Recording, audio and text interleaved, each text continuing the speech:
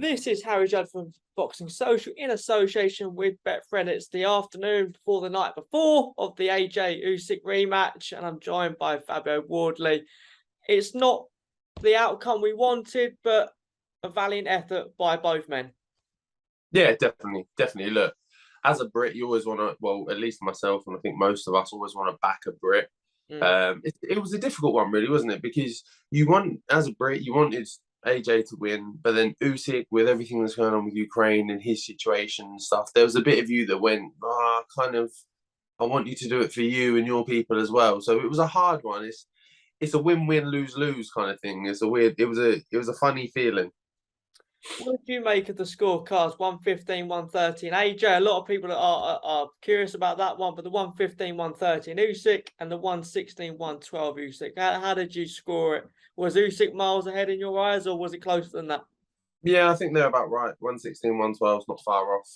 We rounded two. I like a one round up, one round down, maybe nothing far off that. The scorecard for AJ, I think, is off. Unfortunately, I don't think he did enough to warrant winning. There were some close ones, and he did obviously have his good moments. So I would have allowed maybe even a draw scorecard. I would have taken that on the chin. That would have been more acceptable. But a win scorecard was not right for the fight. But I think it was even yourselves that interviewed the ref. Someone caught him. I haven't seen it either, but I haven't seen what he said or his justifications at all. But it's something I do want to watch and see how he feels about it. New training team. Did you see any? Well, I think we all saw improvements from Joshua, but what did you take from his performance? I think it was a career best performance from him, to be honest, which is weird to say, coming off a loss. Yeah. It's really weird to say, but I think it was. I think he looked composed. I think he looks like the old Joshua, who had that good demeanor about him, confident in himself and his abilities, what he could do. But also with that added extra of boxing IQ, of controlling some of the ring, using his jab well, combinations, putting them body shots in, just working on different things. It all seemed to come together quite well. But also, you have Alexander, the Wizard, Usyk stood in front of it. So it's a hard one. Is he unbeatable? Is there anything, because arguably, Joshua had real success, especially with the body shots that we saw. And arguably, a lot of people were saying that if he'd have just gone that extra mile, that maybe he would have got Usyk. There were times in which Usyk looked troubled and Joshua was maybe, on looks, he was going to take him out. But did you see any chinks in Usyk's armour that could be infiltrated? Yeah, definitely. I think the body work is the obvious one that everyone goes to. It obviously seems to have the most impact to him. It seems to work a lot for Joshua. But the thing is, a new trainer is difficult to. The thing is, when you're learning something new, especially in a boxing ring, when you work on something with a trainer, you're not thinking. You are thinking, but you're not. It's things that need to be instinctive, and he being Joshua has had quite a short period of time to work with Robert Garcia on those things, on those adjustments, on those reactions, and how to react in certain situations. So it worked some of the time, and there was other opportunities, other gaps there where it could have worked as well, and he could have got them shots off, but it just wasn't there as that kind of quick click reactive. But the body shots definitely had an effect. We have to speak about it again. Like I've said previously, it's hard to kick a man when he's down. But what did you make of the whole after fight stuff with AJ? It's just emotion. It's just emotion. It's just human emotion. It's hard. It's hard as a fighter when you train so hard for something. You work so much for it, and even throughout AJ's whole career, he's got so much stick for near on nothing. Like, he's been the poster boy of boxing for however long he's barely stepped a foot wrong, and yet he still gets slated, he still gets attacked for this, that, the other. And I think that all just came out a bit. And I think he just went like, you know what? Because he knew it was a massive stage, and he went, you know what? You lot are going to have it now. You can have it out. Like, you lot have had your time of saying your piece to me and having this opinion of me and doing this. And he just went, you know what? Fuck this. I'm going to have it out with you. And he's going to say, and he did. And he said, look, I came from here. I did this, I came from this, I built myself from this, I've achieved this, which are all very fair points. Is it the right place to do it? No. Is it the right time to do it? No. But again, we're all human. We all make mistakes. It is what it is. What are you going to do? He says he wants to be out in December. A lot of people are saying that he needs a bit of time off, needs time to find himself again. And, you know, like you said, he's been the poster boy for so long. There's so much pressure on him. So time off would probably be the best idea, you'd say. Maybe, but then again, maybe not. Maybe they're now not being the poster boy anymore. He has a bit more freedom. He has a bit. His shoulders are lighter. There's less load. There's less to take on. He can have a. I'm not saying a walkover fight. I'm not saying he needs to fight like someone he can just batter it around and get his confidence back. But he can fight someone in the top 15, top 20 kind of area. Someone good who's going to give him a good challenge and have a good fight and then feel good about himself. And sometimes that's what you need. You need that motivation to step away from the sport and just go sit in your house and stare at a wall for a month might be worse for your brain than hop back in the gym and get back onto things and get back working with Robert Garcia. Because like I say, he came off a career best performance, which means things are going well. He's in a good place. So build on that would be my thing. Does it open up the heavyweight division more? Not yet. Not yet. Not until we see what happens with what do you think? Go on. With Usyk and Fury. Until we see what happens there, I think they will fight, and I think when they do fight, regardless of who wins, both will retire.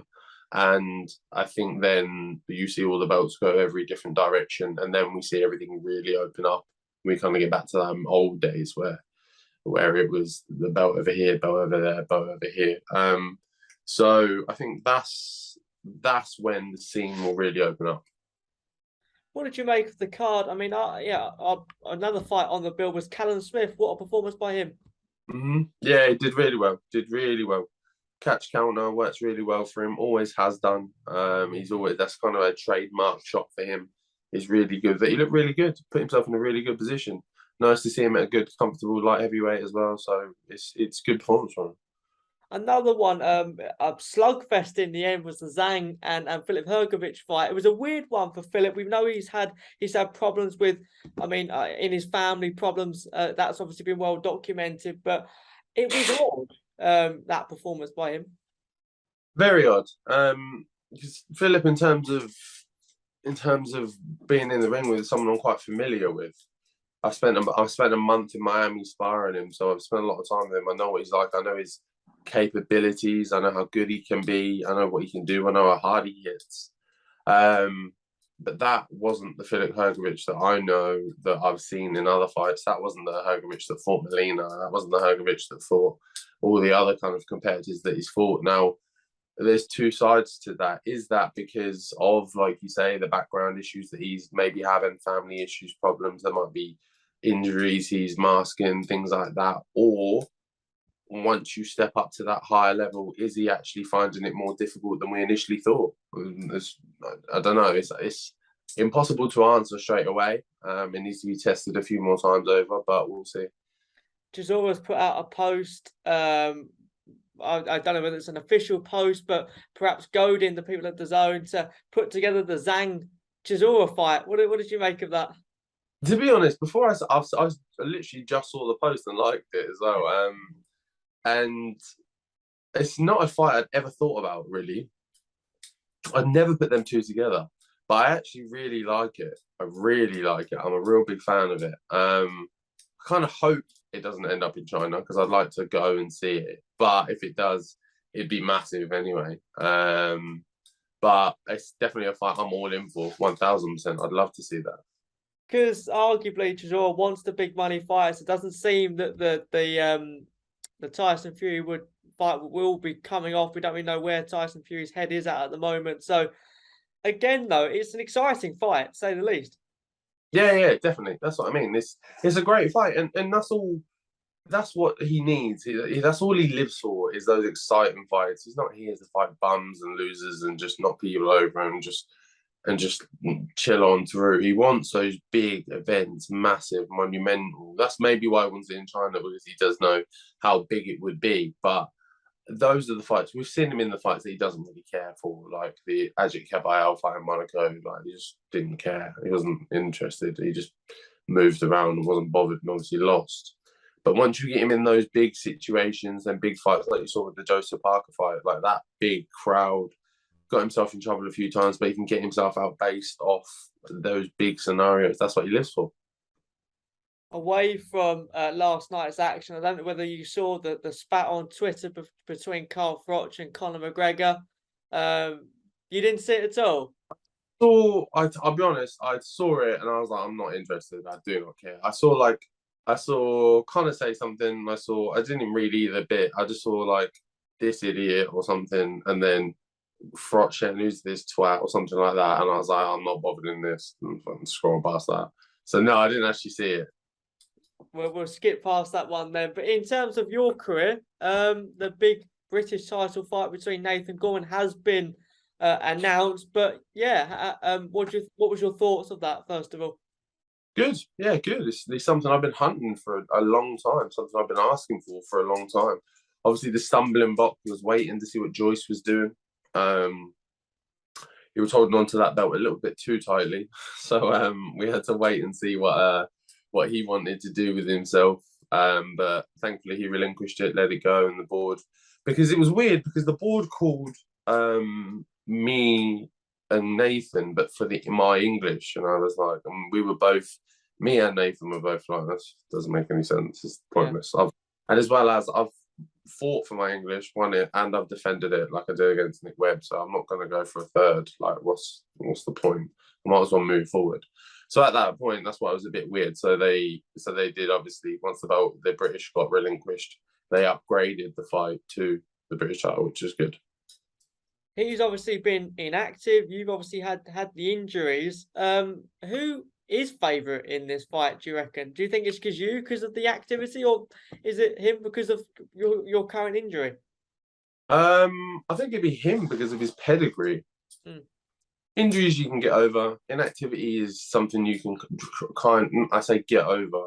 You can cover a bit by sparring a bit more and things like that. They're things you can cover, but something that Nathan has that I don't is pure experience, is pure time in the ring, amateurs, GB.